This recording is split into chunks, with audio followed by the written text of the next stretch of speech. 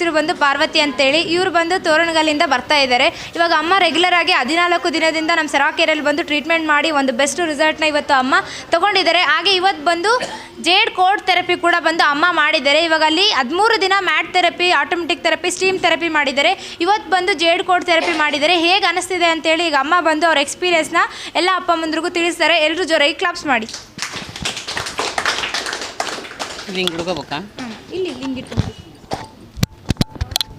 ನಮಸ್ತೆ, ನನ್ನ ಹೆಸರು ಪಾರ್ವತಿ ಅಂತ. ನಾನು ತೋರಣಗಲ್ಲಿಂದ ಬರ್ತಿದ್ದೀವಿ ಇಬ್ಬರು, ನಾನು ನನ್ನ ಪತಿ ಗಂಡ. ಬಟ್ ಇಬ್ಬರು ತುಂಬ ಆ್ಯಕ್ಟಿವ್ ಆಗಿದ್ದೀವಿ. ಇಲ್ಲಿಗೆ ಬರಬೇಕಲ್ಲ ಅಂತೇಳಿ ರಾತ್ರಿ ಅಂದ್ಕೊಂಡು ಮಕ್ಕೊಂಡಿರ್ತೀವಿ. ಬಟ್ ಆಟೋಮೆಟಿಕ್ಕಾಗಿ 3 ಗಂಟೆಗೆಲ್ಲ ಎಚ್ಚರ ಆಗುತ್ತೆ. ಎದ್ಬಿಟ್ಟು ಇಬ್ಬರು ಸೇರಿ ಎಲ್ಲ ಮನೆ ಕೆಲಸ ಮುಗಿಸ್ಕೊಂಡು ಸ್ನಾನ ಪೂಜೆ, ದೇವಸ್ಥಾನಕ್ಕೆ ಹೋಗಿದ್ರೆ ದೇವಸ್ಥಾನಕ್ಕೆ ಹೋಗಿ ಎಲ್ಲ ಮುಗಿಸ್ಕೊಂಡು ಇಲ್ಲಿಗೆ ಬರ್ತಿದ್ವಿ. ಬಟ್ ತುಂಬ ರಿಲೀಫ್ ಆಗಿದೆ ನಮಗೆ ಇಲ್ಲಿಂದ. ಆ್ಯಕ್ಚುಲಿ ನನಗೆ ಮೊದಲು ಬಾರಿ ಕಾಫ್ ಆಗ್ತಿತ್ತು. ಅದು ಡಾಕ್ಟರ್ ಹತ್ರ ತೋರಿಸಿದಾಗ ಅವ್ರು ಹೇಳ್ತಿದ್ರು, ಇಲ್ಲ ನೀವು ಫ್ಯಾಕ್ಟ್ರಿ ಹತ್ರ ಇದೆ ಜಿಂದಾಲು, ಅಲ್ಲಿಂದ ನಿಮಗೆ ಡಸ್ಟ್ ಅಲರ್ಜಿ ಆಗ್ತಾ ಇದೆ, ಡಸ್ಟ್ ಅಲರ್ಜಿ ಇದು ಅಂತ ಹೇಳ್ತಾ ಇದ್ರು. ಆ ಡಸ್ಟ್ ಅಲರ್ಜಿಯಿಂದನೇ ತುಂಬ ಕಾಫು ಕೋಲ್ಡ್ ಆಗಿ ಕೊರೋನಾ ಟೈಮಲ್ಲಿ ಸ್ವಲ್ಪ ನನಗೆ ನರ್ವಸ್ ಸಿಸ್ಟಮ್ ಕೂಡ ತುಂಬ ವೀಕ್ ಆಯಿತು. ಅಲ್ಲಿಂದ ನನಗೆ ಕೈ ನಡ್ಗೋದು, ಕಾಲು ಸ್ವಲ್ಪ ನಡ್ಗೋದು ಆ ಥರ ಎಲ್ಲ ಆಗ್ತಿತ್ತು. ಬಟ್ ನೀರೋ ಸರ್ಜನ್ ಹತ್ರ ತೋರಿಸ್ಕೊಂಡು ನನಗೆ ಇದು ಗೊತ್ತಿರಲಿಲ್ಲ. ಅವಾಗ ಇದು ಬಂದಿದ್ದಿಲ್ಲ ಬಳ್ಳಾರಿಗೆ, ಇಲ್ಲಾಂದರೆ ನಾನು ನೀರೋ ಹತ್ರ ಹೋಗ್ತಿರ್ಲಿಲ್ಲ. ನಾನು ಸನಾ ಕೇರ್ಗೆ ಬರ್ತಾಯಿದ್ದೆ. ಬಟ್ ಡಾಕ್ಟ್ರ್ ನನಗೆ ಟ್ರೀಟ್ಮೆಂಟ್ ಕೊಟ್ಟರು.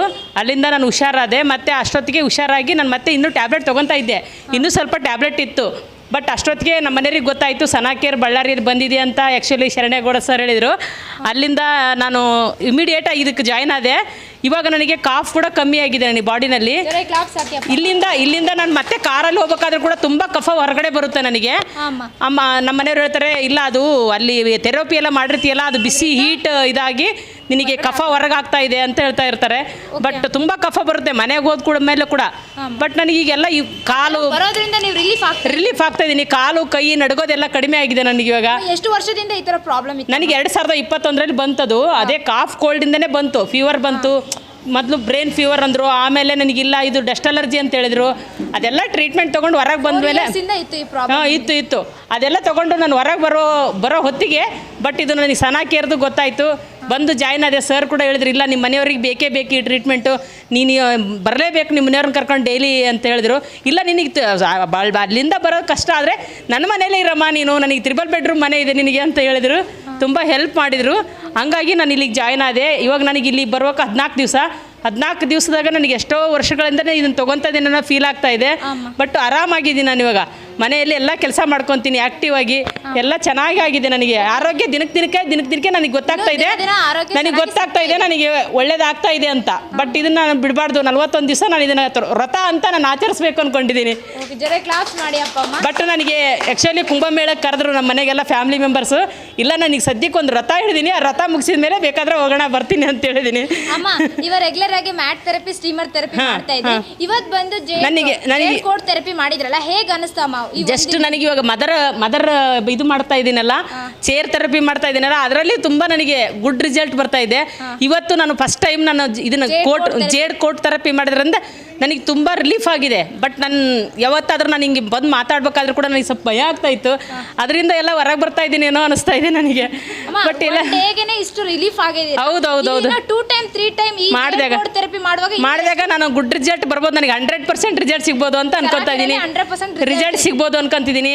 ತಮಗೆಲ್ಲ ಕೇಳ್ಕೊಳ್ಳೋದು ಇಷ್ಟೇ, ಎಲ್ಲರೂ ಇಲ್ಲಿಗೆ ಬನ್ನಿರಿ, ರೋಗ ಮುಕ್ತರಾಗ್ರಿ.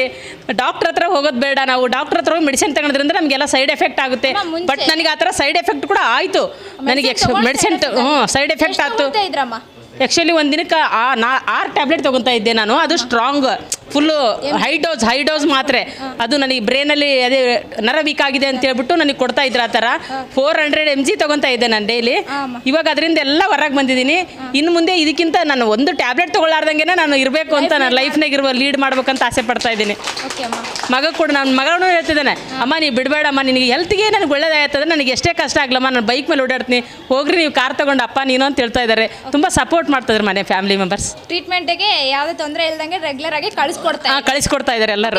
ಮುಂಚೆ ಇವಾಗ ಮೆಡಿಸಿನ್ ತಗೊಳ್ತಾ ಇದ್ರಲ್ಲ, ಈ ತರ ರಿಸಲ್ಟ್ ಸಿಕ್ಕಿತ್ತಾ ಅಮ್ಮ? ಇಲ್ಲ, ನನಗೆ ದಿನ ಅದು ಇಂಗ್ಲೀಷ್ ಮೆಡಿಸಿನ್ ತಗೊಂಡಾಗೆಲ್ಲ ನನಗೆ ಬೇರೆ ಏನೋ ನನಗೆ ಇದಾಗ್ತಾ ಇತ್ತು, ಎಫೆಕ್ಟ್ ಆಗ್ತಿತ್ತು.